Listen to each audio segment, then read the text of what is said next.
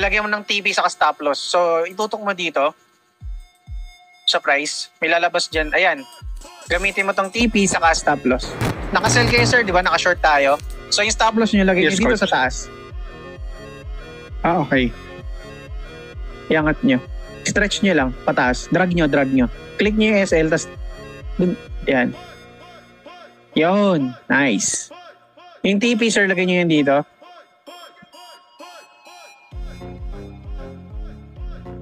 Yun. Okay. So currently, negative or positive kayo, sir? Negative. Okay. Sige. Pa-close ako ng trade, sir. Okay. Ano tong ibig sabihin ng gray na to?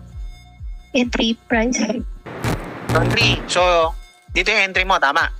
Etong green na to, ano meron dito? Yung buy. Okay. So, you expect na, kanyari, bumili ka dito sa gray na to. Pag umangat yung